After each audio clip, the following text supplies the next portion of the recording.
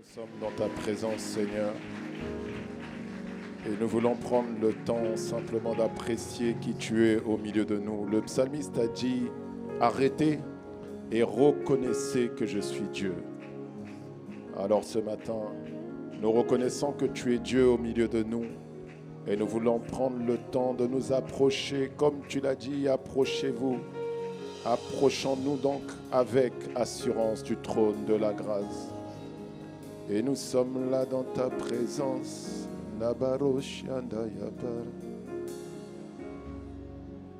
Je viens dans ta présence, le cœur assoiffé de toi.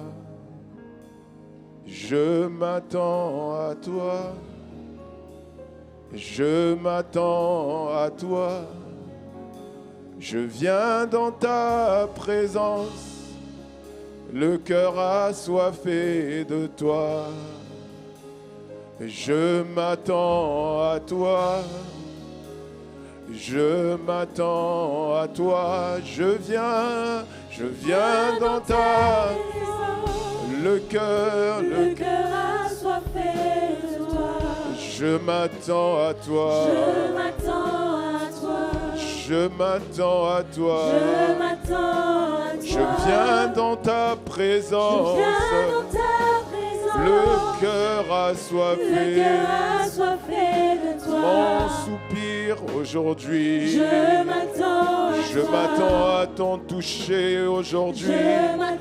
Je m'attends à l'étreinte de tes bras. Je viens dans ta présence, au pied du trône de la grâce, abaissé à tes pieds. Je viens, mon seul soupir, mon seul désir, ma seule quête, c'est toi. Je viens dans ta présence. Je suis comme un enfant, au pied du trône du Père.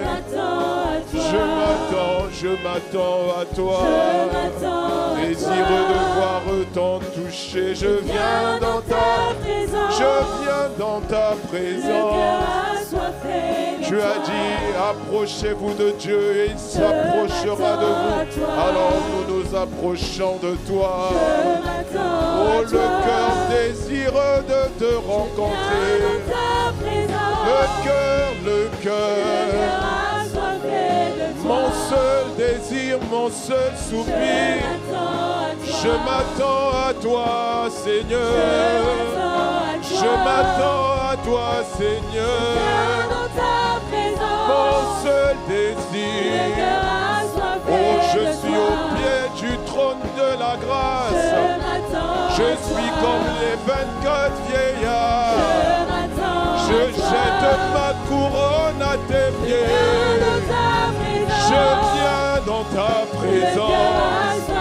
Oh, admiratif, reconnaissant de ce que c'est un privilège. Je m'attends à toi. Oh oui, je suis dans ta présence. Oh, le cœur assoiffé. Sayande Abalado. Je m'attends à toi, je m'attends. Je suis dans ta présence.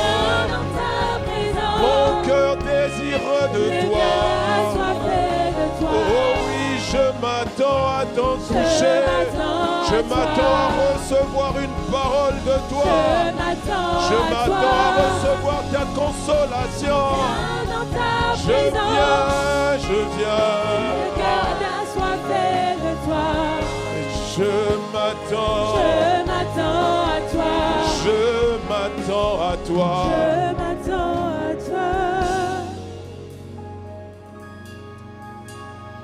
Mes yeux sont sur toi. Je suis devant le trône de la grâce. Je m'attends à toi.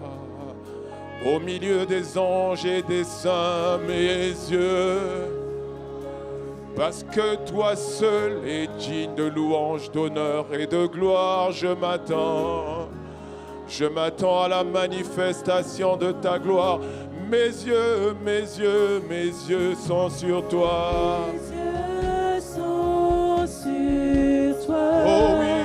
m'attends à toi. Oh, y a-t-il quelqu'un qui est devant le trône de la gloire et qui est en train de lui dire, mes yeux, aïe, aïe, aïe, aïe, je m'attends à toi. C'est le lieu de la rencontre, c'est le lieu au milieu du propitiatoire. C'est là qu'il a dit à Moïse que c'est là que je te rencontrerai. Je te rencontrerai entre les deux chérubins. Je m'attends à toi. Mes yeux sont tournés vers toi. Tu es l'objet de mon salut. Alors mes regards se tournent vers toi.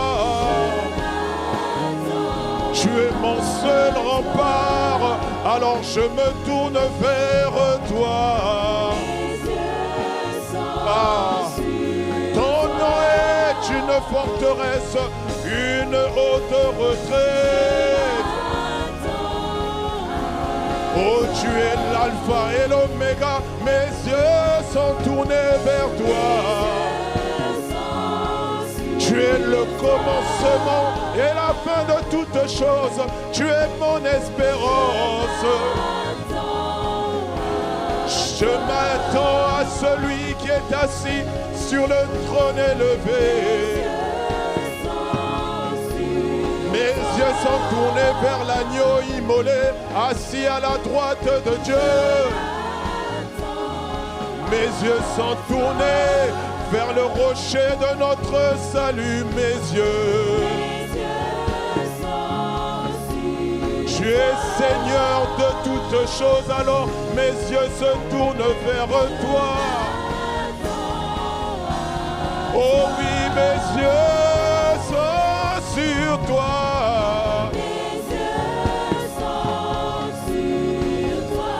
Je m'attends à toi.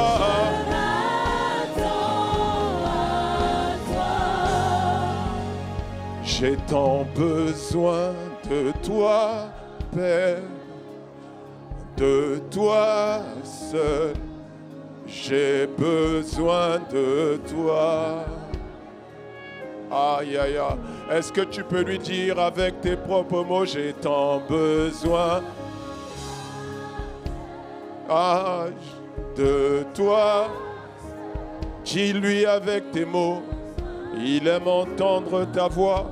Y a-t-il quelqu'un qui est assoiffé de le rencontrer? J'ai tant besoin de toi seul. J'ai besoin. Encore une fois, rien que le peuple nous disant j'ai besoin.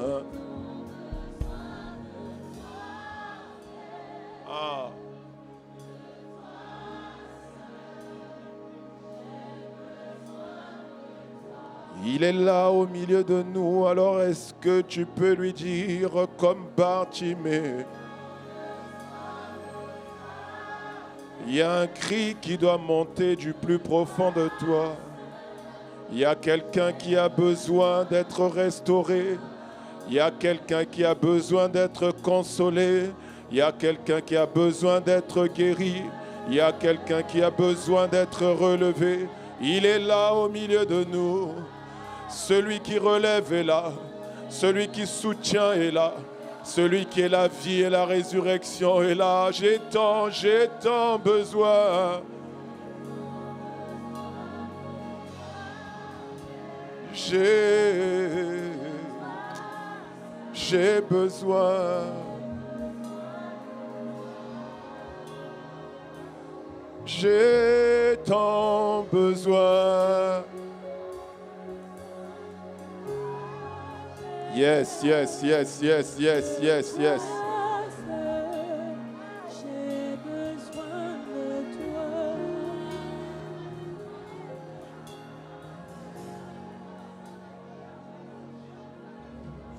Mes yeux sont sur toi. Je m'attends m'attends à toi. Mes yeux sont sur toi, Jésus, le Christ. Je m'attends à toi. Mes yeux sont sur toi. Je m'attends à t'en toucher. Quelqu'un veut être touché par toi, comme ce lépreux. Quelqu'un veut être touché par toi, comme Bartimée. Quelqu'un veut être touché par toi, comme la femme à la perte de sang. Quelqu'un veut être touché par toi. Shalaniano saïlaban, elaziati abaradea. Oh, je m'attends à t'en toucher. Je m'attends à t'en toucher. Il y a quelqu'un qui est malade, qui a besoin de t'en toucher. Il y a quelqu'un qui est découragé, qui a besoin de ta consolation. Il y a quelqu'un qui est fatigué, qui a besoin d'être fortifié par ta force toute puissante. Esprit de Jésus présent au milieu de nous. Ilaziana qui a paradia osaya. Oh, c'est le moment de la rencontre. C'est le moment de la rencontre avec celui qui est assis sur le trône, celui qui a vaincu la mort et le péché, celui qui a détruit la puissance de la mort, celui qui tient désormais les clés de la mort et du séjour des morts. Il est là, il est là, il est là, il est là, il est là, par son esprit. Il est là au milieu de nous.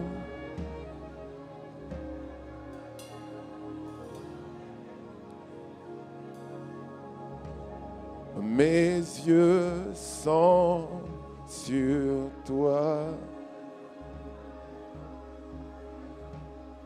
Je veux t'en toucher. Mes yeux sont sur toi. Je veux t'en toucher. Mes yeux sont sur toi.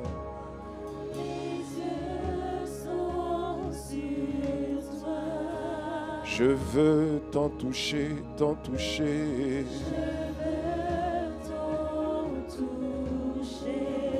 Mes yeux sont sur toi. Mes yeux sont sur toi. Je veux t'en toucher, t'en toucher. Oh oui, mes yeux sont sur toi.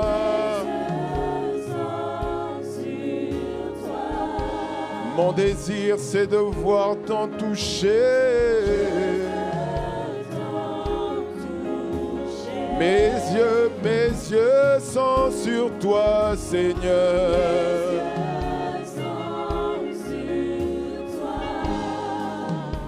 Je désire t'en toucher.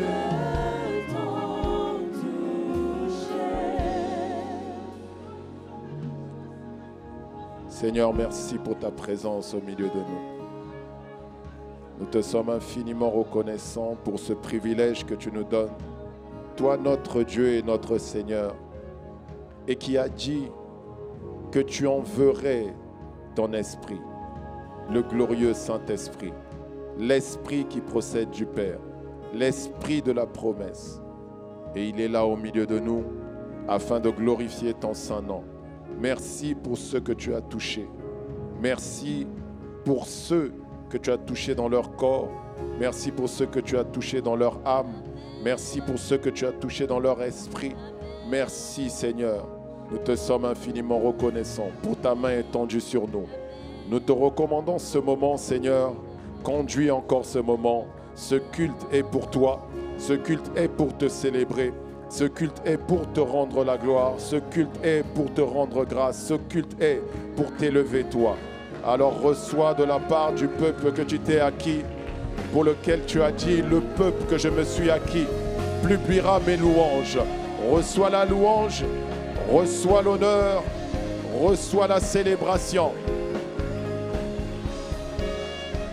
Est-ce que quelqu'un veut acclamer le Seigneur présent par son esprit?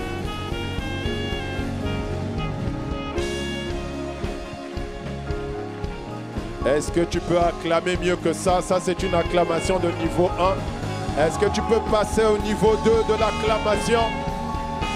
Est-ce que quelqu'un peut passer au niveau 3 de l'acclamation? Oh, je croyais que j'allais entendre le niveau 4 de l'acclamation. Attention, attention, il y a le niveau 5, c'est celui où on pousse des cris de joie.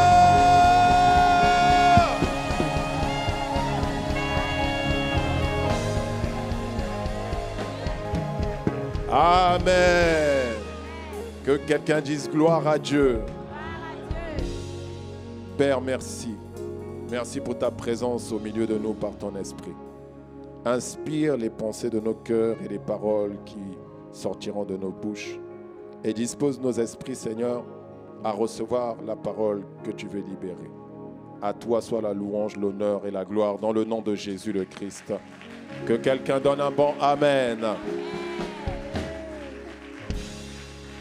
Alors une fois de plus, bonjour à toutes, bonjour à tous, bienvenue dans la maison du Seigneur, bienvenue dans le lieu de sa présence, ta magnifique et merveilleuse présence. Je crois que toi et moi, nous sommes privilégiés, amen, et c'est pourquoi on est en train d'acclamer Dieu, parce que nous nous sentons privilégiés, amen. Alors avant de prendre place, je souhaiterais que tu te retournes vers au moins 3 personnes et que tu leur dises, tu es véritablement la bonne personne, au bon endroit, au bon moment. Voilà. Localise, mais il faut le sourire. Voilà, parce que tu ne sais pas ce que Dieu a mis dans cette personne. Alléluia. Et donc nous rendons grâce aussi pour les chantres, le ICC Choir. Est-ce que c'est comme ça que tu es en train d'acclamer Dieu pour eux? Tu devrais apprécier Dieu mieux que ça pour eux. Amen. Comme je dis souvent, celui qui n'acclame pas, dès que j'étais localisé, je te mettrai ici, là. Voilà. Tu vois, là du coup tu acclames parce que tu ne veux pas venir. Amen. Ah oui, ce n'est jamais évident. Amen. Donc il faut toujours prendre le temps d'apprécier Dieu. Amen. Amen. Je vous prie de prendre place et sans plus tarder, donc nous allons partager la pensée du Seigneur ce matin. Et donc j'ai un message qui va être très bref ce matin. Amen. Nous sommes à un culte spécial, un culte qu'on appelle Gospel Découverte. Et je voudrais parler aujourd'hui avec des simples mots, expliquer un peu qu'est-ce qu'on veut dire lorsqu'on parle du gospel. Parce que pour beaucoup d'entre nous, le gospel se résume simplement à un style musical. D'ailleurs, pour ceux qui le font, d'ailleurs, ceux qui ont l'habitude de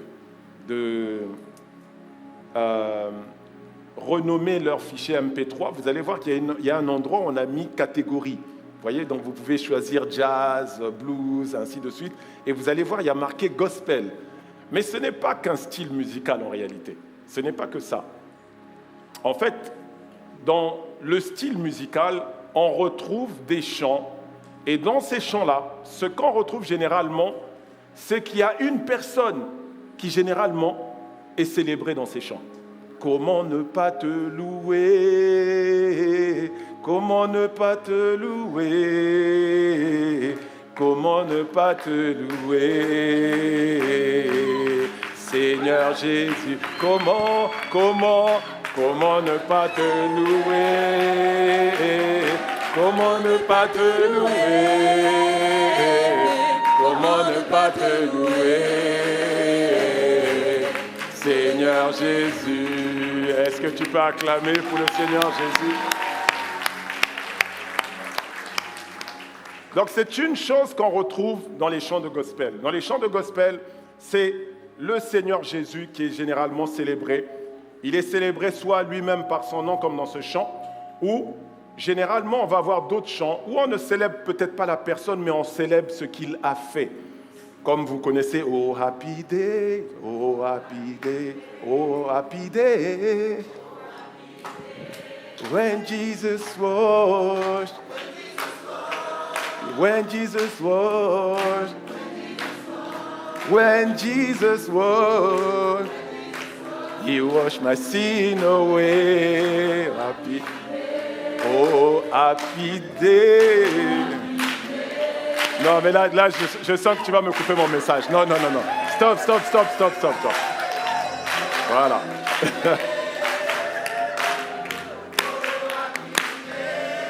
When Jesus washed, when Jesus washed, when Jesus washed, He washed my sin away.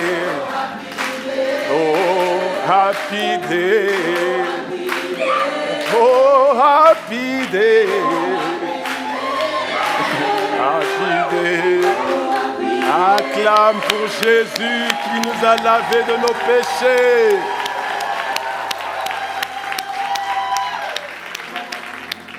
Donc vous voyez, en réalité, il faut regarder les textes aussi. Ce n'est pas seulement le style musical. Bien sûr que le style musical a cette influence de ce qu'on appelait les negro spirituals. Et c'est vrai qu'il y a cette connotation, mais en réalité, les textes même disent exactement ce qu'est le gospel. Le gospel, en fait, c'est la bonne nouvelle. C'est ça que ça signifie. C'est la bonne nouvelle. Et aujourd'hui, ce que je voudrais te partager, c'est un des aspects de cette bonne nouvelle-là qui est très important. C'est que la bonne nouvelle, c'est que Jésus a pris notre place. Et donc, c'est le message de la substitution. Je vais t'expliquer ce que ça veut dire en peu de mots. Alors, pourquoi on parle de ce Jésus? Pourquoi on parle des péchés? Pourquoi on parle de cette histoire de péché? Pourquoi il a lavé nos péchés? En fait, le péché, ce qu'on doit comprendre déjà, ce n'est pas boire la bière ou boire de l'alcool. Non, ce n'est pas ça le péché. Ce n'est pas fumer de la cigarette ou consommer de la drogue. Ce n'est pas ça le péché. Ce n'est pas mentir. Ce n'est pas voler non plus. Ah, il y a quelqu'un qui se dit, mais alors, si je vole, ce n'est pas un péché? Non, il faut que je t'explique. Je vais t'expliquer. Attends, sois patient, suis-moi. Amen. Donc, ce que je veux dire, c'est que ce n'est pas ça le péché en réalité. Le péché vient simplement d'une expression qui a été tirée d'une activité, pour que tu puisses comprendre, qui était en fait le jeu des fléchettes. Lorsqu'on lançait les fléchettes, vous avez en fait donc un tableau sur lequel il y a des cercles, et vous devez toucher le centre pour toucher la cible. Et lorsque vous lanciez la fléchette et qu'elle ne touchait pas le centre, vous manquiez votre cible. Et une des choses qui se produit généralement, celle-là un peu améliorée, mais vous pouvez voir que la partie arrière est en nylon. Et la partie avant, c'est une amélioration qui a été faite et métallique. Et une des choses qui se produit lorsque cette flèche tombe, généralement, c'est que la partie en nylon se casse. Ou alors, elle tombe et la partie métallique va se tordre. Et dans cette activité-là, on disait que la flèche a péché. Voilà. Donc, elle a raté sa cible, elle a péché. Et donc, vous voyez que ce péché emmène une conséquence sur cette flèche-là. En fait, le péché, c'est simplement rater sa cible ou manquer le but. C'est tout. C'est ça le péché. Et la Bible explique 3 aspects qui sont attachés au péché. En fait, lorsqu'on parle de péché dans la Bible, c'est à la fois le fait de rater sa cible, mais c'est aussi quelque chose qui symbolise 3 aspects auxquels qu'on rattache plutôt au péché. Je vais aller dans le psaume 32, verset 5, pour vous aider à le comprendre. « Je t'ai fait connaître mon péché. Je n'ai pas caché mon iniquité. Et j'ai dit, j'avouerai mes transgressions à l'Éternel. Et tu as effacé la peine de mon péché. » Vous voyez, il dit, je t'ai fait connaître quoi? Mon péché. Ok? Je n'ai pas caché mon iniquité. Et la dernière chose, c'est qu'il dit, j'ai avoué mes transgressions. Donc, il y a 3 aspects qu'on voit qui concernent le péché ici. La première chose, c'est le fait de rater sa cible. Rater le but, c'est le péché. La deuxième chose, il parle de l'iniquité. Et je vais vous expliquer le lien. L'iniquité, en fait, c'est la faute ou la peine. L'iniquité, c'est le crime ou l'injustice. C'est le mal qui a été fait. En réalité, quand vous ratez votre cible, comme ça a été le cas là, qu'est-ce qui se passe? Il tombe et il fait mal. Il tombe, il va toucher quelqu'un. Il va blesser quelqu'un. Il tombe, il peut même tuer. Il tombe et quelqu'un va être offensé. Parce que c'est tombé sur lui. N'est-ce pas? On est d'accord avec ça? Donc, au péché, le fait de manquer la cible fait qu'automatiquement, ce que nous faisons, c'est le mal. Ce que nous faisons, c'est commettre un crime. Ce que nous faisons, c'est commettre une injustice. Et en le faisant, nous transgressons une loi ou une règle que Dieu a établie. C'est pourquoi, dans ce même verset, il parle du péché, il parle de son iniquité, mais aussi du fait qu'il a transgressé l'Éternel. Est-ce que quelqu'un me suit? Alors, la Bible nous montre, dans Romains 3, verset 23, on va lire dans la version Darby, la Bible nous dit « Car tous ont péché et n'atteignent pas à la gloire de Dieu. » Donc, vous voyez, Paul, dans le livre de Romains, nous confirme à nouveau que quand on parle du péché, on parle forcément d'avoir raté une cible. La cible de Dieu, le but de Dieu pour tous les êtres humains, c'était d'expérimenter sa gloire. C'est ça le but. C'est d'expérimenter l'éclat, le rayonnement de Dieu, d'expérimenter les plaisirs de la création de Dieu. Mais il s'avère que l'homme a raté sa cible en Adam. Dieu avait donné à Adam la domination, faisant l'homme à notre image, selon notre ressemblance, et qu'il domine sur quoi? Sur toute la création. Et au lieu de ça, il a raté sa cible. Et en ratant sa cible, il a commis le mal. Et il a en même temps transgressé la loi. Et je suis en train de vous expliquer ça pour que vous compreniez pourquoi Jésus est venu. Est-ce que quelqu'un veut savoir pourquoi Jésus est venu? Alors on nous dit celui qui a péché, donc rate sa cible. Mais dans le même livre de Romains, Romains 6, verset 23, on nous montre maintenant qu'à ce péché-là est attaché un salaire. À chaque fois qu'on rate la cible, le salaire, c'est la mort. Car le salaire du péché, c'est la mort. Donc si tu pêches, tu dois mourir. À chaque fois que tu pêches, tu dois mourir. Peut-être pas physiquement d'ailleurs. Ça ne veut pas forcément dire que tu vas mourir physiquement. Mais en tous les cas, à terme, tu feras aussi par mourir physiquement. La mort dont il parle ici, c'est une mort qui t'emmène à la dégradation. En fait, si je reprends la même flèche, une fois qu'elle est cassée, c'est mort. Est-ce que quelqu'un est d'accord avec moi? Une fois que la partie métallique est tordue, c'est mort. Vous pouvez faire ce que vous voulez. À chaque fois que vous allez envoyer, qu'est-ce qu'on va avoir? Résultat, il va manquer la cible encore et encore et encore et encore. C'est pour ça que je vous ai dit, mentir, c'est pas ça péché. Fumer, c'est pas ça péché. En fait, celui qui fume, celui qui ment, celui qui est dans la fornication, celui qui vole, celui qui détourne, celui qui prend avantage des autres pour faire le mal, en réalité, il le fait pourquoi? Parce qu'à la base, il est mort. Oui. Il est cassé, brisé, tordu. Le péché, en réalité, parle d'une nature. À partir de cette chute-là d'Adam, la nature qui est une nature qui emmène à tout le temps rater sa cible et entrer en l'homme. Et c'est ce qui fait que l'échec est devenu son partage. La colère est devenue son partage. Le mal est devenu son partage.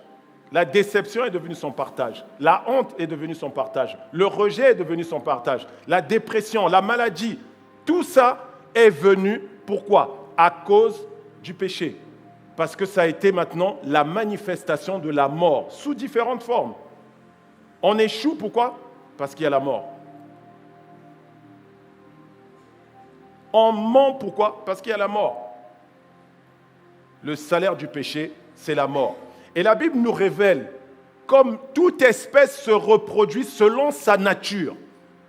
Chaque homme se reproduit en donnant des hommes. Un homme ne peut pas enfanter des chiens. C'est pourquoi je ne crois pas que nous descendons des singes. Non, mais c'est clair. Il faut m'expliquer. Non, je sais, les scientifiques vont essayer de t'expliquer des choses. Mais je ne leur fais pas confiance, d'autant plus que moi, j'ai eu 10 sur 10 en disant qu'il y avait 9 planètes et que maintenant, on me dit qu'il y en a 8.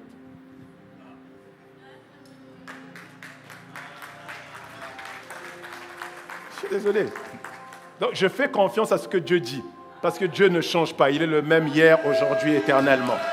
Amen.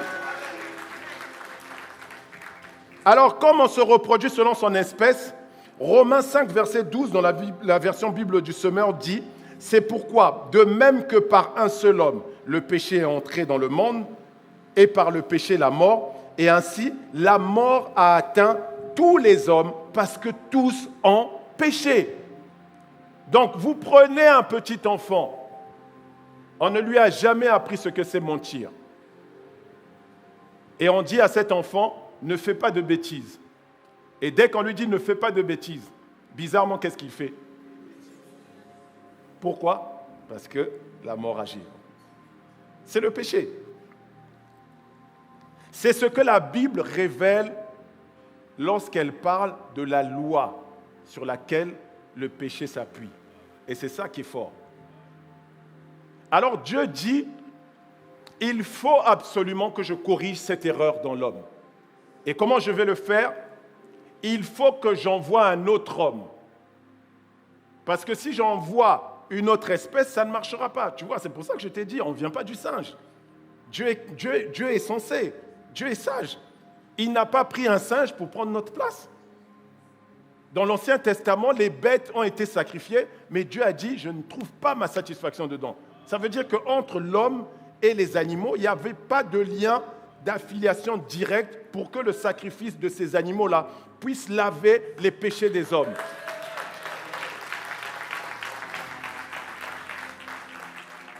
Alors il envoie un autre homme dans le même corps.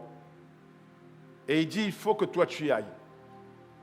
Et tu vas te substituer à eux. C'est-à-dire que tu vas les remplacer. Et la Bible nous révèle au travers d'un prophète qui lui-même a parlé de ces choses sans réellement les comprendre. Mais en tous les cas, Dieu lui a révélé ces choses-là. Et il dit, Ésaïe 53, versets 2 à 5, dans la version seconde 21, « Il a grandi devant lui comme une jeune plante, comme un rejeton, qui sort d'une terre toute sèche. Il n'avait ni beauté ni splendeur, propre à attirer nos regards. Et son aspect n'avait rien pour nous plaire. Méprisé et délaissé par les hommes. Homme de douleur, regardez, il a pris nos douleurs. Habitué à la souffrance, comme les hommes. Il était pareil à celui face auquel on détourne la tête. Lui aussi a connu le rejet. Nous l'avons méprisé. Nous n'avons fait aucun cas de lui. Ça veut dire qu'il a vécu les mêmes déchéances, les mêmes défauts que les hommes étaient en train de vivre. Il les a vécus.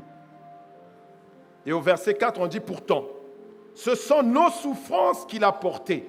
Ah, ce ne sont pas ses souffrances à lui, non. Ce sont les nôtres qu'il a portées.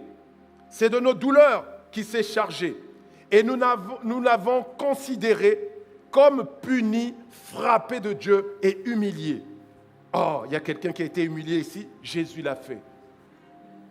Verset 5, il dit, mais lui, il était blessé à cause de nos transgressions. Vous voyez, un des aspects du péché. Brisé à cause de nos fautes.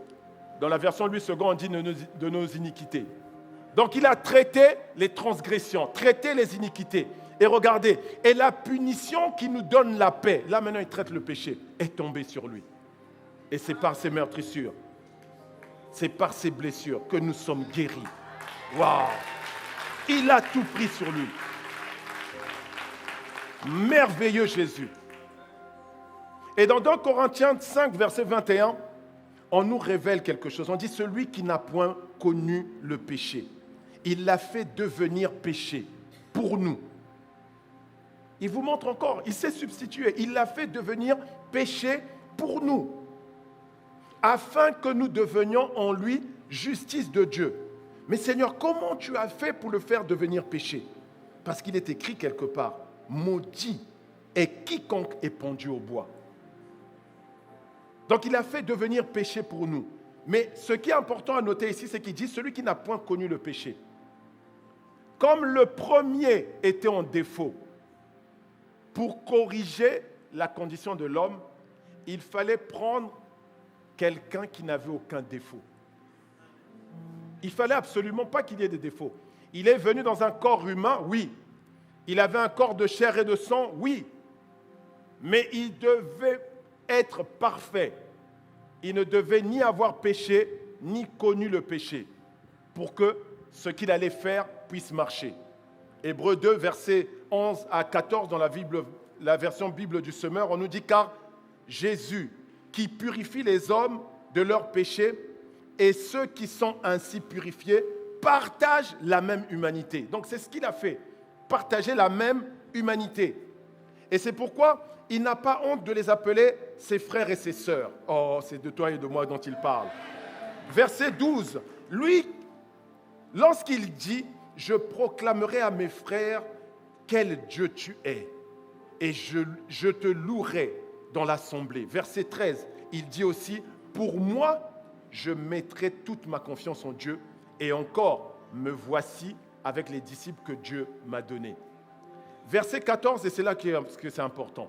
Il dit « Ainsi donc, puisque ces disciples sont des êtres de chair et de sang. » Ils sont donc de condition humaine. Ils ont un corps de chair et avec un sang.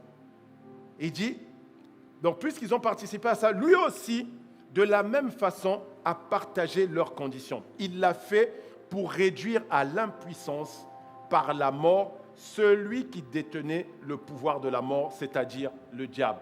Une des choses qu'il a traitées lorsqu'il est venu, c'est le pouvoir de la mort. Oui. En mourant à la croix, il a mis fin au pouvoir de la mort. Il a dit, moi, je vais mettre fin au pouvoir de la mort. C'est pour ça qu'il s'est présenté en disant, je tiens les clés de la mort et du séjour des morts. Mais ce n'est pas tout. Ôter le pouvoir de la mort ne suffisait pas. Parce que c'est seulement à régler les défauts de la chute de cette flèche-là. C'est-à-dire, ça serait uniquement faire en sorte que la flèche qui était cassée redevienne neuve. Ça, ce n'était pas tout. Ça ne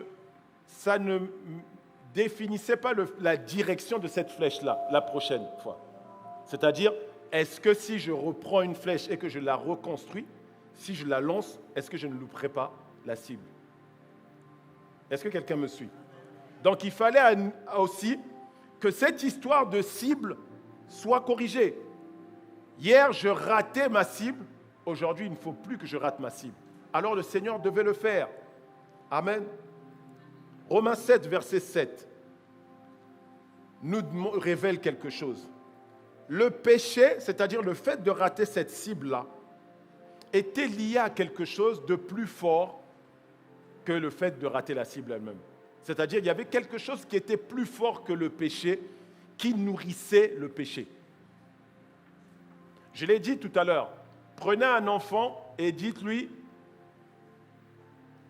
tu ne touches pas à tes jouets aujourd'hui. Il finira par faire quoi? Vous allez venir vous rendre compte qu'il a touché les jouets.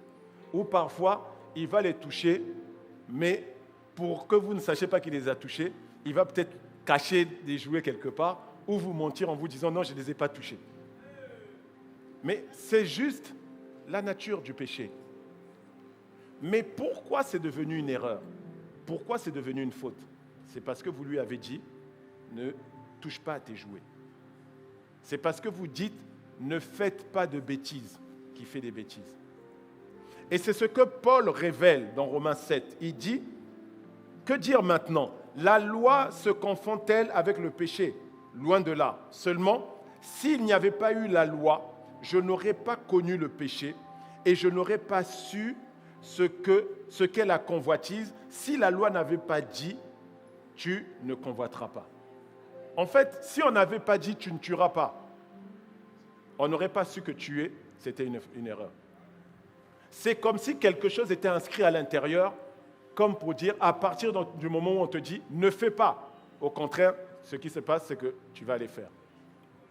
Et c'est ça qu'on appelle une loi. Une loi, lorsqu'elle agit, on n'a pas physiquement la réalité de cette loi-là. On ne peut pas voir. Vous voyez la loi de la gravité. Je prends la loi de la gravité. Elle agit sur nous ici. Si on saute, on retombe à terre. Pourquoi? C'est la loi de la gravité qui le fait. Alors tu vas me dire, oui, mais il y a la loi de l'aérodynamique. Mais je vais te dire, mon frère, ma soeur, au bout d'un moment, l'avion l'a fait quoi? Est-ce que quelqu'un me suit? Oui. Vous voyez, on ne peut pas voir physiquement ce que fait cette loi, mais en tous les cas, on va constater son influence en regardant les actions de ceux sur qui elle a de l'influence. La loi de la gravité fait qu'à chaque fois, on redescend à terre. Et donc, il fallait aussi que le Seigneur Jésus règle le problème de la loi. Parce que tant que la loi existait, même s'il redressait la fléchette allait toujours prendre la mauvaise direction à cause de la loi qui renforçait cette erreur-là. Amen. Et je vais vous donner un exemple de ce que le Seigneur a fait. Il l'a démontré en fait avec la femme pécheresse, la femme adultère. Cette femme a été attrapée par les docteurs de la loi. Que quelqu'un dise des docteurs de la loi.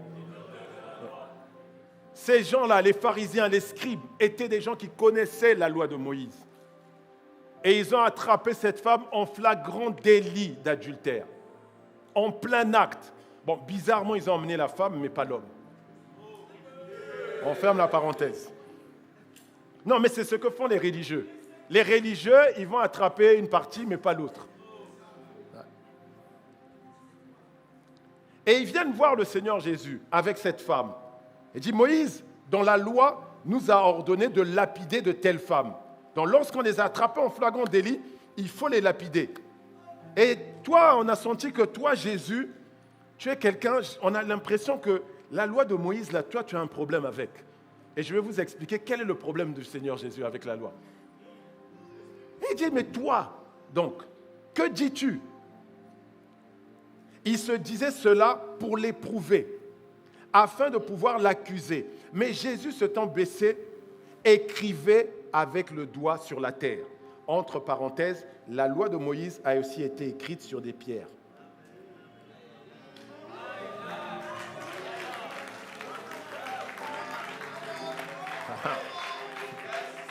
Ça veut dire que le Seigneur était en train d'écrire une nouvelle loi.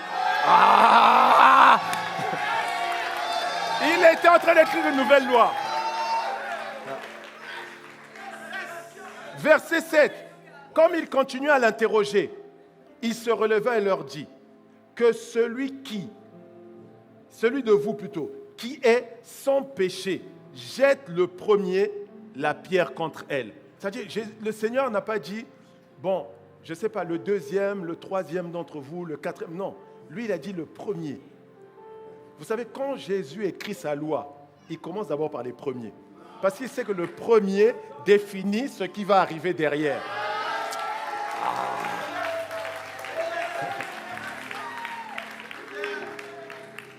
Et s'étant de nouveau baissé, il écrivait sur la terre.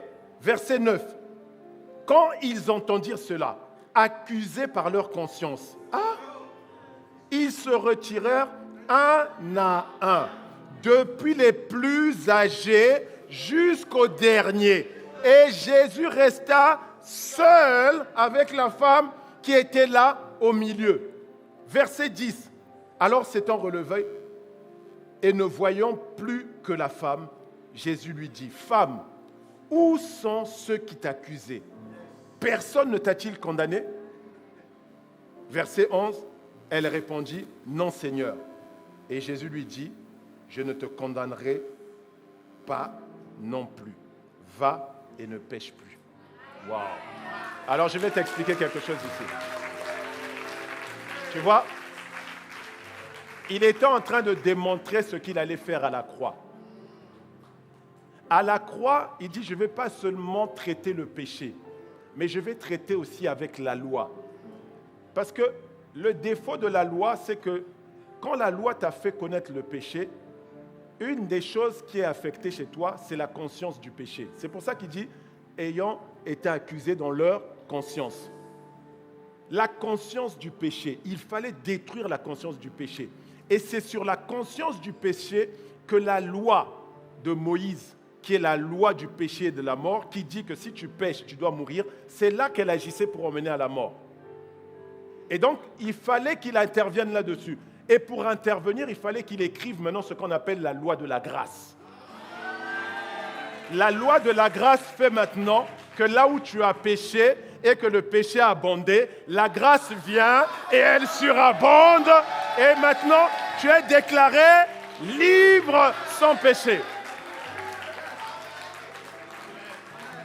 Et c'est ce que Paul a révélé maintenant dans Colossiens 2, versets 13 à 14. Il dit, « Vous qui étiez morts par vos offenses et par l'incirconcision de votre chair, il vous a rendus à la vie avec lui, en nous faisant grâce pour toutes nos offenses. » Verset 14, il dit, « Il a effacé l'acte dont les ordonnances nous condamnaient. » Cet acte, c'est quoi? C'est la loi.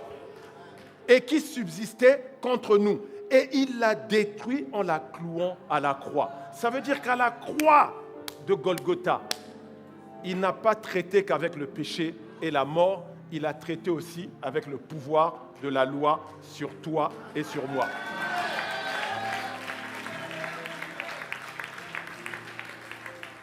Et il a fait pourquoi? Il a fait pour que nous passions maintenant de la malédiction à la bénédiction. Laquelle? La bénédiction d'Abraham.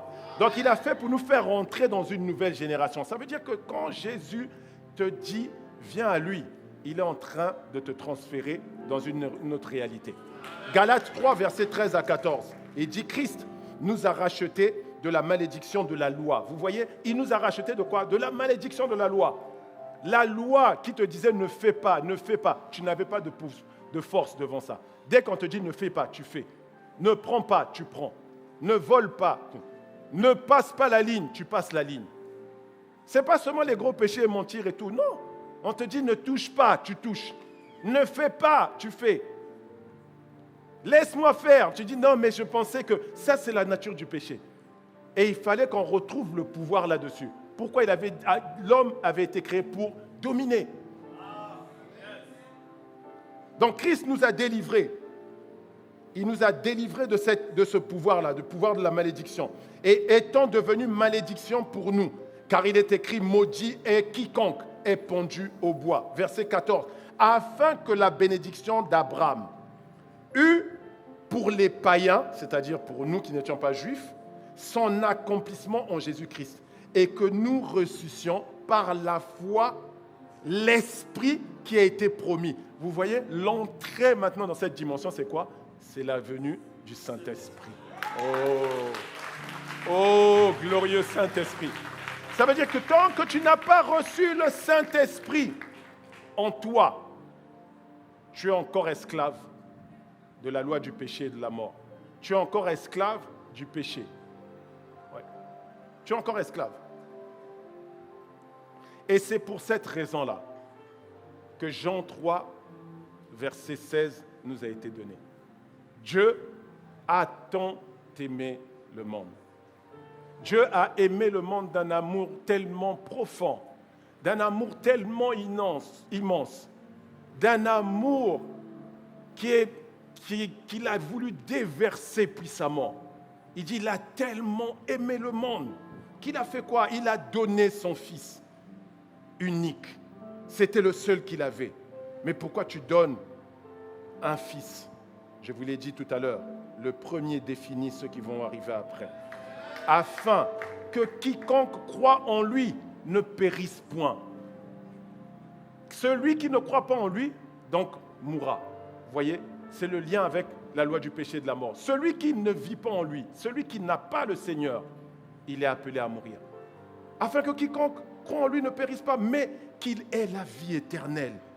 La vie éternelle, la vie même de Dieu, la vie qui n'a ni commencement ni fin. Verset 17, regardez. Dieu, en effet, n'a pas envoyé son Fils dans le monde pour qu'il juge le monde. Non, ce n'est pas le moment du jugement. Mais pour que le monde soit sauvé par lui. Comment tu peux être sauvé? C'est lorsque tu crois en lui. Tu as juste besoin de croire en Jésus. Tu crois en lui. Tu crois qu'il a fait tout ça pour que tu sois délivré de la loi du péché, de cette chose qui te pousse sans cesse à faire des erreurs. Cette chose qui te pousse sans cesse à faire ce que tu ne veux pas faire. Tu sens en toi que parfois tu ne veux pas faire les choses, mais tu sens qu'il y a une force qui te pousse, qui te tient. C'est comme si tu as des pulsions. Il dit, mais pourtant, je savais que ce n'était pas bon. Mais comment ça se fait que je l'ai fait? Il te faut Jésus dans ta vie. Il faut la personne de Jésus dans ta vie.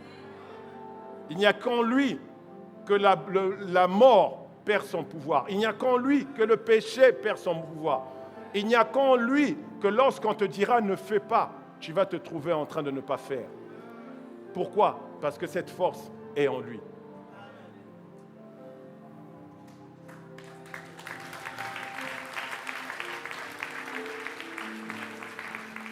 Et la Bible l'a appelé l'agneau immolé. Parce que Dieu avait besoin d'un sacrifice. Il fallait que quelqu'un paie le prix pour que l'homme revienne dans une nouvelle réalité. Une réalité qui n'est pas connue. Alors tu es ici, je vais te donner l'occasion. Jésus est là, présent par son esprit. Tu n'as peut-être pas encore donné ta vie au Seigneur Jésus.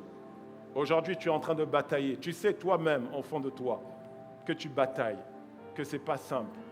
Tu sais toi-même que tu as du mal. Il y a des choses que tu veux arrêter. Tu es comme ce frère qui était là. Il y avait la cigarette, la drogue, les mauvaises fréquentations. Il avait envie de sortir de là, mais il n'y avait aucun moyen. Il voulait y aller. Sors, je veux sortir, mais c'est comme s'il était tenu. Ce qui t'influence aujourd'hui te tient. Et ça te tient parce qu'il te manque celui qui a vécu une vie de perfection, celui qui n'a pas péché et qui donne maintenant, lorsqu'on croit en lui, le pouvoir à chacun de nous de devenir des enfants de Dieu. Nous avons fait ce choix. Aujourd'hui, je te donne cette occasion. Il est là, il te tend la main. Il te donne l'occasion aujourd'hui de revenir à lui. Il te donne l'occasion de commencer une nouvelle vie, celle pour laquelle Dieu t'a réellement suscité sur la terre des vivants. Aujourd'hui, si tu entends sa voix, n'endurcis pas ton cœur. N'endurcis pas ton cœur. Demain n'est qu'une espérance. Il dit, afin que les hommes ne périssent pas, c'est parce qu'il sait que l'état de mort dans lequel tu es n'est pas lié seulement à ce temps dans la vie, dans ce corps physique. Non. L'homme n'est pas un corps. L'homme est un esprit. Et il y a une vie après la vie dans ce monde. Il y en a une. Alors aujourd'hui, si tu entends sa voix, si tu as entendu le son de ma voix et que tu n'as pas encore reçu le Seigneur comme ton Seigneur et Sauveur personnel, je vais t'inviter, alors que tout le monde baisse la tête, à lever la main, toi qui as entendu ce message. Tu veux aujourd'hui te réconcilier avec ta destinée. Je vois une main levée. Je vois une main levée ici. Lève ta main, je vois une deuxième main levée. Lève ta main, je vois une main levée dans le fond. Est-ce qu'on peut acclamer le Seigneur? Vous tous qui avez entendu cet appel, je vais vous demander un effort supplémentaire. Levez-vous, venez devant, venez devant. On veut prier pour vous et prier avec vous. Venez devant, venez devant, venez devant. C'est le moment. Ne reculez pas. C'est le moment. Ne reculez pas. C'est l'heure. C'est l'heure pour vous. Regardez par ici, regardez par ici. Ne vous laissez pas influencer par eux. Regardez par ici. C'est l'heure. On vous attend, on vous attend. Venez, venez, venez. C'est l'heure, c'est le moment. Il vous appelle. Il vous rappelle aujourd'hui dans sa maison. Venez, venez, c'est le moment. Le temps, c'est maintenant.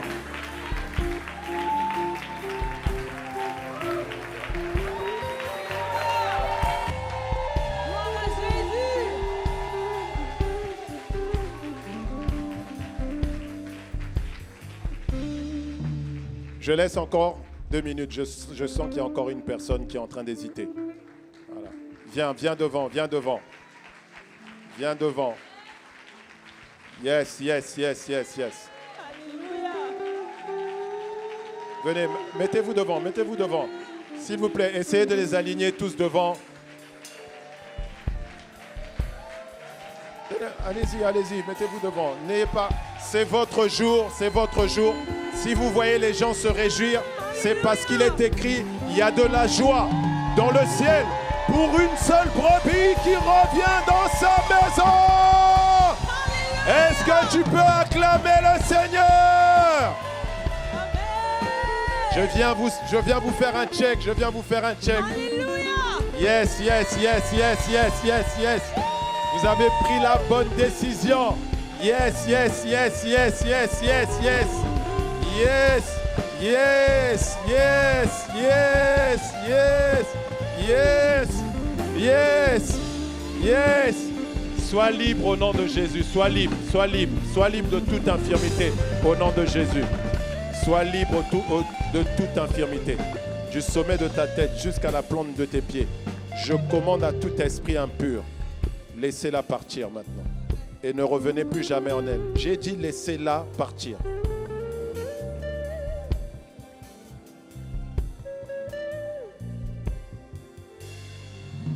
Elle appartient à Jésus maintenant.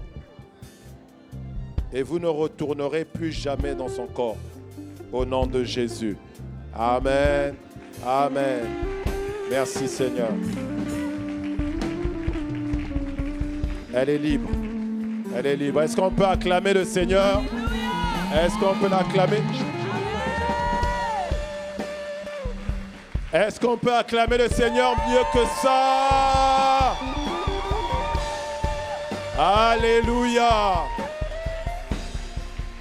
Alors, je vais vous inviter à faire une simple prière qu'on appelle la prière du salut. C'est de cette manière qu'on l'invite à venir dans nos vies. Il va venir et il va d'abord entrer dans votre cœur. C'est ce qu'il a fait avec nous. Il a changé l'intérieur. Et quand il a changé l'intérieur, je peux vous assurer que dans moins de 3 mois, vous allez voir, l'extérieur va être radieux. Radieux. Je parle de radieux. L'extérieur va être radieux. Ça sera magnifique à voir. Aujourd'hui, là, prenez un selfie de vous. Pouf. Dans moins de 3 mois, vous allez voir que ce que vous allez devenir va juste être envieux. Les gens seront dans l'émerveillement, dans l'étonnement en vous regardant. Amen. Alors, c'est une simple prière que je vous invite à faire du plus profond de votre cœur, simplement. Faites-le du plus profond de votre cœur et vous allez répéter avec moi, Seigneur Jésus, aujourd'hui, j'ai entendu ta voix. Aujourd'hui, je t'invite, viens dans ma vie, prends ma vie et fais de ma vie ce que tu veux qu'elle soit. Je crois que tu es mort à la croix pour moi et que tu as été ressuscité pour moi. À partir d'aujourd'hui, je proclame que je suis enfant de Dieu à la gloire de Dieu le Père et que tu es désormais mon Seigneur et mon Sauveur personnel. Merci Seigneur Jésus. Amen. Amen. Est-ce qu'on peut acclamer encore le Seigneur? Oh, est-ce que c'est comme ça que tu es en train d'acclamer le Jésus qui sauve? Waouh, waouh, waouh, waouh. On va tendre les mains vers eux et nous allons prier pour que Dieu répande sa bénédiction sur vous. Et je vais vous dire quelque chose. Je veux que vous vous attendiez à ça maintenant, pas après. Okay. La Bible dit que si vous croyez au Seigneur Jésus et que vous vous faites baptiser, ça sera l'étape d'après. Il dit, il y a une promesse quand on croit au Seigneur Jésus, c'est que vous devez recevoir le Saint-Esprit. C'est ça l'héritage. Parce que c'est lui qui va être maintenant votre conducteur. C'est lui qui va vous garder ferme. C'est lui qui va vous empêcher de faire ce que vous ne vouliez pas faire et que vous n'arriviez pas à faire hier. C'est lui. C'est sa présence. Alors, je veux juste que vous fermiez les yeux et que vous tendiez les mains.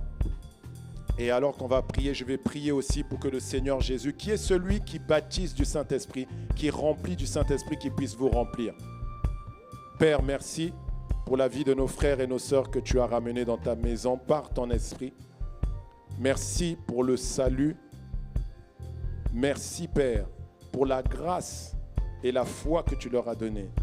Père, nous prions maintenant pour eux afin que ta main de grâce continue à les conduire, continue à les affermir. Père, nous prions maintenant pour que tu les remplisses du glorieux Saint-Esprit. Répands sur eux, Seigneur Jésus, remplis-les, remplis-les, remplis-les, remplis-les, remplis-les, remplis-les, remplis-les, remplis-les, remplis-les, remplis-les, remplis-les, remplis-les, remplis-les, remplis-les, remplis-les, remplis-les, remplis-les de ton esprit. Remplis-les de ton esprit, remplis-les de ton esprit, remplis-les, remplis-les de ton esprit, remplis-les de ton esprit, remplis-les, remplis-les tous, remplis-les de ton esprit, remplis-les, remplis-les de ton esprit, remplis-les de ton esprit, Seigneur, remplis-les de ton esprit, remplis-les de ton esprit, remplis-les de ton esprit, remplis-les de ton esprit. Voilà, plusieurs sont en train de recevoir le baptême. Si tu as des larmes, c'est normal, c'est le Saint-Esprit. Et Saint-Esprit, viens guérir les cœurs brisés, guéris les cœurs brisés, ceux qui ont été brisés, écrasés, piétinés dans leur cœur, dans les pensées, par les paroles, guéris-les maintenant, guéris les corps maintenant, guéris les corps maintenant, guéris quiconque est souffrant dans son corps maintenant et qu'il constate dès cet instant que ta main de guérison est sur eux. Béni soit ton saint nom, au nom de Jésus le Christ, nous avons ainsi prié.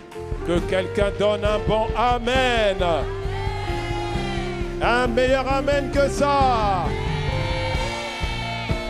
Bienvenue dans la famille de Dieu.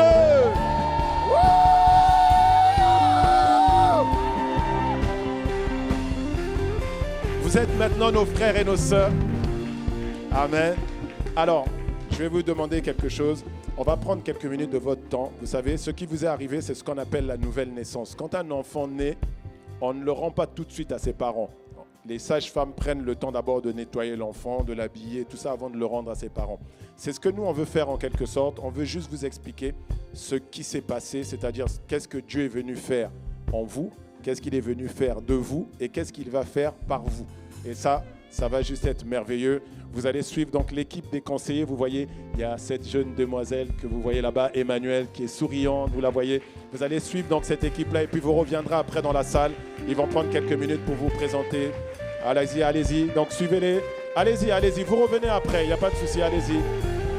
Allez-y, suivez-les, suivez-les. Vous allez revenir après. Sous nos acclamations pour le Seigneur.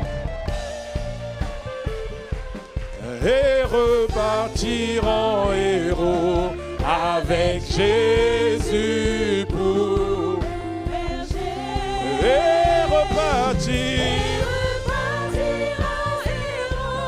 et repartir en héros avec Jésus pour berger.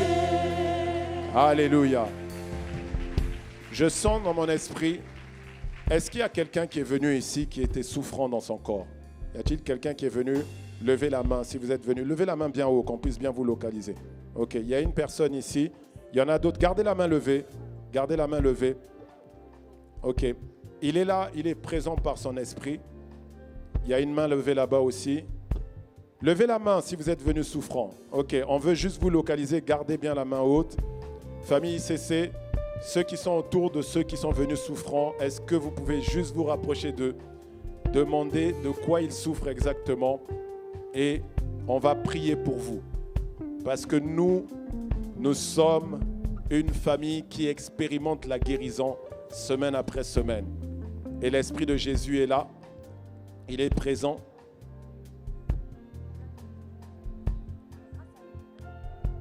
Donc, tous les bien-aimés qui sont autour de vous vont simplement tendre la main ou poser leurs mains. C'est simple, c'est parce que la Bible dit, ceux qui croiront en moi, en mon nom, ils imposeront les mains aux malades et les malades seront guéris. Ok, donc on va juste tendre les mains ou imposer les mains et prier. Voilà. Je vous demande maintenant de prier. Vous allez prier. Réprimez la maladie, réprimez l'affection. Parlez aux symptômes et commandez aux symptômes de cesser. Commandez à tout ce qui était dans le corps de partir du corps maintenant, au nom de Jésus. Au nom de Jésus. Ces douleurs partent, ces maladies partent, ces affections partent au nom de Jésus. Amen. Amen. Alors, je vais vous demander maintenant à vous, pour qui on a prié. Alors, il y a deux conditions. Donc, je vous demande de vérifier où en est votre état, si vous avez un moyen de vérifier. Et si vous avez déjà reçu une guérison totale, vous pouvez agiter les mains. Si vous avez une guérison partielle, c'est-à-dire vous étiez à 10 douleurs maximum, 0 s'il n'y a plus du tout de douleur, et vous avez vu que ça a baissé, vous pouvez aussi agiter vos mains. Voilà, donc j'ai une main ici où on voit que le Seigneur a commencé à agir. Ok. De votre côté, il y a quelqu'un pour qui on a prié. Vous avez senti un changement, mais je sais que c'est en train de continuer encore. Vérifiez où vous en étiez. Si vous avez constaté que tout est parti, je vais vous inviter à venir devant. Venez devant. Si tout est parti, venez devant. Voilà. Tout est parti, venez devant. Venez devant. Voilà. Tout est parti? Non, partiellement. Ok. Pour ceux pour qui il y a eu une progression, vous allez encore prier. Pour ceux pour qui ça n'a pas bougé, ce n'est pas grave. On prie encore. La raison, elle est simple. C'est que généralement, écoutez, est-ce qu'on peut baisser un peu la musique? La raison, elle est simple, c'est que généralement, il y a un esprit d'infirmité qui se cache derrière ça.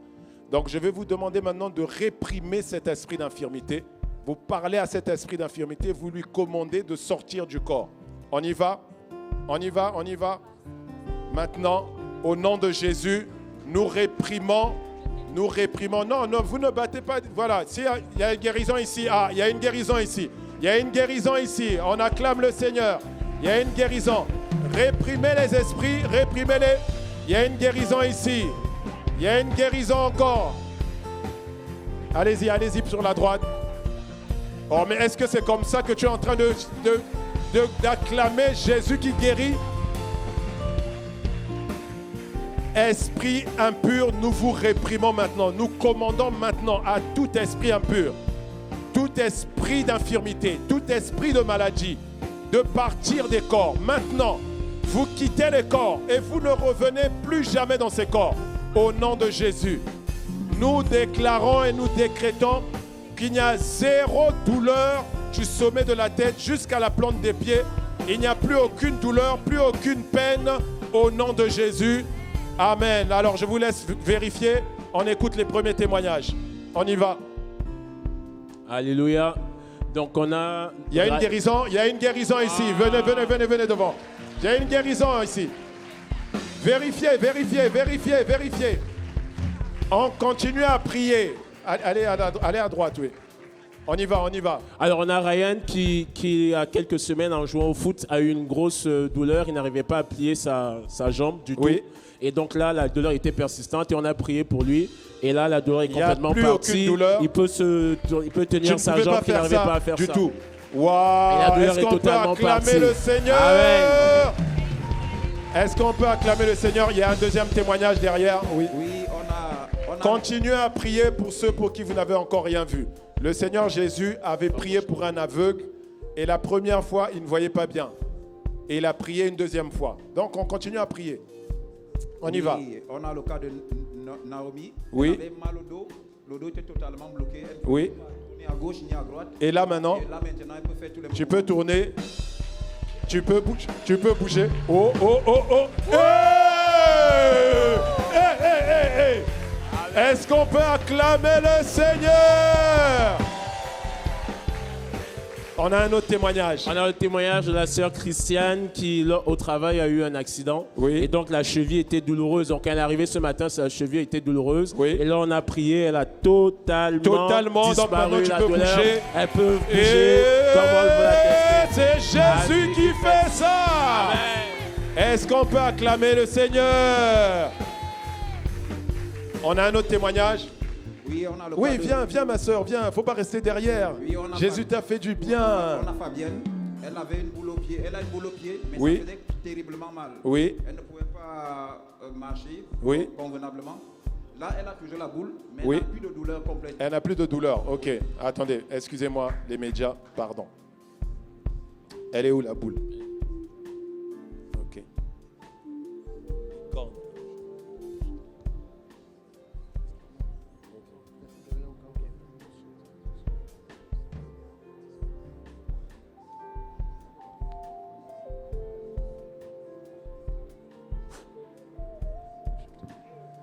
Elle est guérie. Elle est guérie. Vérifiez la boule, vous allez voir. Il n'y a plus rien.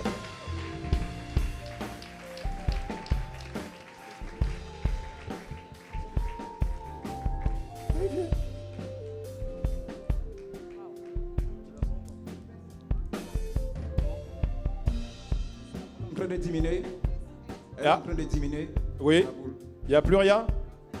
Tu dis, elle est en Elle est train? en train de diminuer. Ah, Jésus, Jésus qui fait ça. Est-ce que tu peux acclamer pour Jésus? Tu es guéri. C'est terminé. Cette boule ne revient plus jamais sur toi. Amen. Est-ce qu'il y a d'autres témoignages, d'autres personnes? Il y a des témoignages qui arrivent. Pour ceux pour qui vous avez prié. Ah, il y a un témoignage là. OK.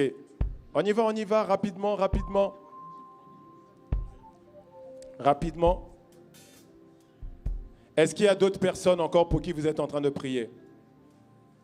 Est-ce qu'il y a encore d'autres personnes pour qui vous êtes en train de prier? Non, c'est bon? On a prié pour tout le monde? Oui? Les chantres, c'est bon? C'est bon? On a un témoignage ici. Qu'est-ce que tu avais? Depuis que j'ai accouché, j'ai toujours mal au dos. Ça va faire pratiquement 11 mois. Oui. J'ai toujours mal au dos. C'est des séquelles de la péridurale. Non, non, tu n'as pas pu le... Oui. En fait, depuis qu'elle a accouché, elle a toujours mal au dos, donc depuis 11 mois. Et là, on a prié pour elle et il n'y a plus de douleur au dos. C'est parti. Waouh! Donc maintenant, tu vas pouvoir tenir et chanter. Waouh! Est-ce qu'on peut bénir Dieu?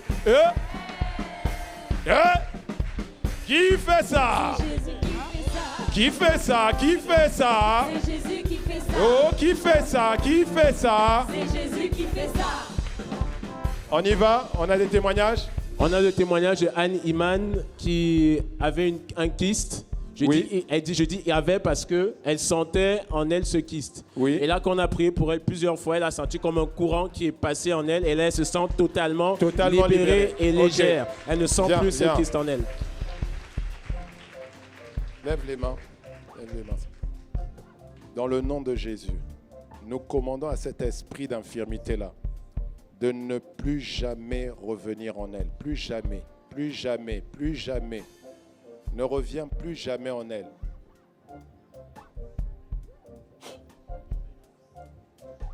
Elle est libre. Elle est libre. Oh, qui fait ça? Qui fait ça? C'est Jésus qui fait Oh, qui fait ça? Qui fait ça? ça. C'est Jésus qui fait Qui ça. guérit les malades? C'est Jésus qui fait ça. Qui fait disparaître les C'est boules? Jésus qui fait ça. Qui désintègre les kystes? C'est Jésus qui Oh, qui fait ça? Qui fait ça? C'est Jésus qui fait Oh, ça. qui répare les dos brisés? C'est Jésus qui fait ça. Qui répare les articulations brisées? C'est Jésus qui fait Oh ça. oui, qui fait ça? Qui fait ça? C'est Jésus qui fait ça. Et qui fait ça? Qui fait ça? C'est Jésus qui fait ça. Alors nous vous écoutons. Oui, on a le cas d'Estelle. Elle est venue, elle avait mal aux articulations. Oui. Elle avait terriblement mal. C'était 10 sur 10. Là, elle n'a plus mal. Elle peut faire des mouvements. Oh, et tu te lèves. Et qui fait ça? C'est Jésus qui fait ça. C'est Jésus qui fait ça. C'est Jésus qui fait ça. Oh, tu es ému, mais Jésus est vivant, il est le même, il ne change pas.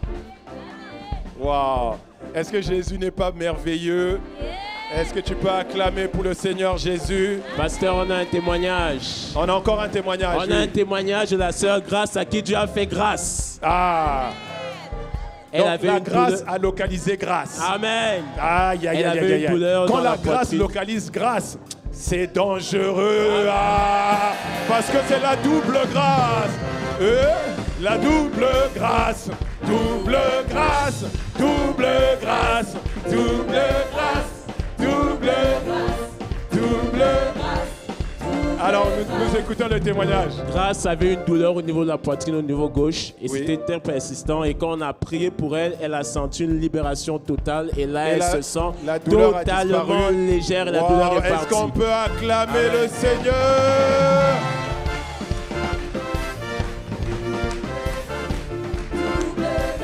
Double, double.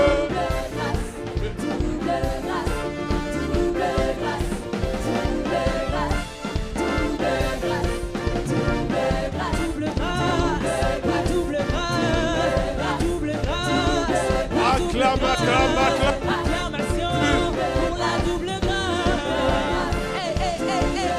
C'est Jésus qui fait ça. Pasteur, Alléluia. je veux laisser elle-même témoigner. Elle veut témoigner. Amen. Bonjour à tous, c'est Anne-Marie. Alors, bon, peut-être le pasteur Alain n'était pas au courant. Oui. Ça fait un mois, je me suis cogné le coude au travail Oui, et ça a déclenché ce qu'on appelle une épicondylite. C'est Oui. une inflammation des tendons et je souffrais énormément. Tellement je souffrais, j'ai dit à ma fille, j'aurais préféré accoucher et en finir au fait, tellement ça me Wow. fait mal depuis un mois. Et là, j'ai dit non. Tous les dimanches, j'ai demandé, qu'on prie pour moi. Tout le monde prie pour moi. J'ai dit là, aujourd'hui, là, c'est aujourd'hui. Parce que pour ceux qui ne le savent pas, je nettoie la chair. Je fais le ménage à l'église et ce qui me rendait vraiment triste, c'est que je ne pouvais pas nettoyer la chair. Donc là, c'est bon. C'est La- bon, la- je suis guérie. guéri Au nom totalement. de Jésus. Fini. Alléluia. Épicondylite, fini. J'ai- Double, double, double, double, double. Yes. Acclame pour Jésus. Il y a d'autres témoignages? Non, c'est bon? Ok, est-ce qu'on peut acclamer pour le Seigneur? Alors, je vous prie de prendre place rapidement, quelques minutes. Nous sommes quasiment arrivés à la fin de ce culte de célébration. Qui est dans la joie? Qui aime le Seigneur Jésus? Ah, quand il se montre réel comme ça, là, on ne peut que l'aimer, n'est-ce pas? Oh non, mais je n'aime pas ton amen. J'ai dit quand il se montre réel comme ça, on ne peut que l'aimer. Amen.